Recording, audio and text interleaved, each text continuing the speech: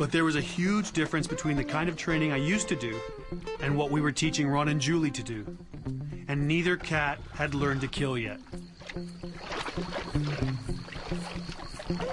No predator is going to learn how to survive in the wild until they learn how to kill. I was constantly aware I was doing the job their mother would have done in the wild. It was a huge challenge for Ron and Julie, and a huge challenge for me. But I thought these cats were up to it.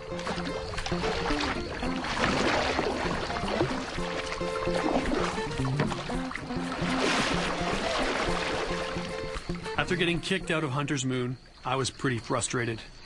There was no place to train the tigers to hunt, so most of the day we just played.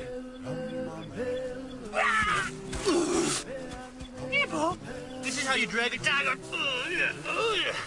Oh, big fat tiger. Big fat tiger needs to go to die. I'm Nibble.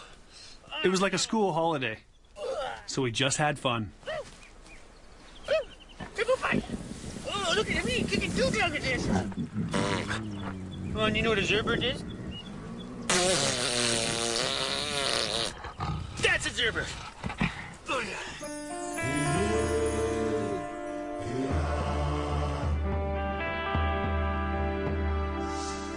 But the best part of leaving Hunter's Moon, we found Tiger Moon. It was a beautiful part of South Africa called the Great Karoo. John arranged for a lot of land. Ron and Julie got a hunting boma, a 150-acre enclosed area where they could learn to stalk their prey.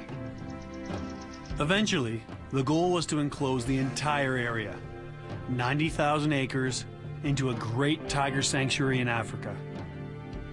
But Tiger Moon would be our last chance to get it right.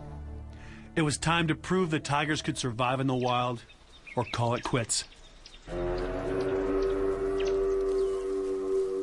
Ron and Julie weren't 2 years old yet, but what they lacked in age and size, they made up for in guts.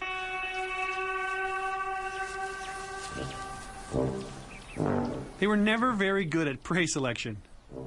First it was the Cape buffalo, then this rhino.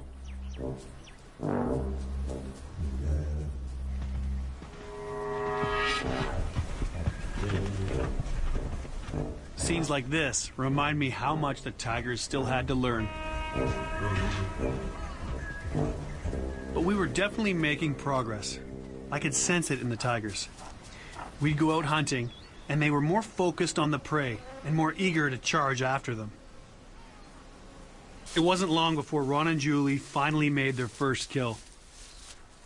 It was just a porcupine, but I can't tell you how relieved I was. It was a good kill, but a bad choice. Both of our tigers have just caught a porcupine. Now, that's really great for their hunting, but it's terrible for their skin because they've got punctures all over themselves with quills. That poses a bit of a problem for me because I've got to go up to the tigers and pull the quills out. They're going to be a little bit possessive of their meat, so it's going to be an aggressive situation where hopefully I can get them away and get some quills out. Even before I could take out the quills, I had to move Ron off his first kill. Good boy. Situations like this put all our training to the test. This was very dangerous. Good boy.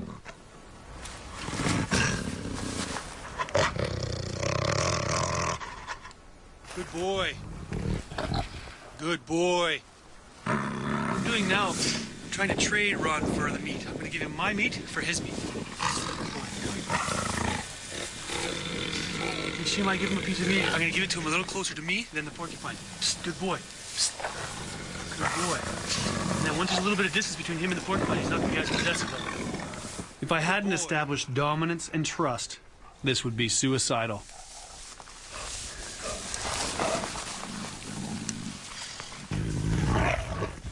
Good boy, Ron. Good boy. Psst. See this one broken in his paw? That's gone right through his foot. That's going to be a bit of a problem to get out. Psst. Come on.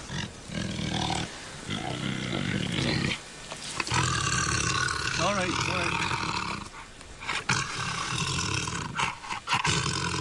All right. I got the most of them out. None of them look too deep. This one's the bad one. I got my pliers on me. Hopefully I can make a one painful move. Get it right out. Try not to get. All right, all right, all right. It may get clawed up here, so I'm going to turn my face away. Hopefully my pretty face doesn't get ripped up. Let's see. That's not bad.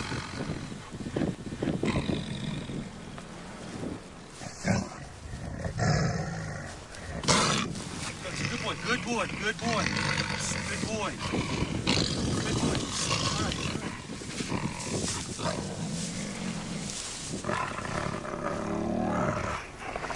Good boy.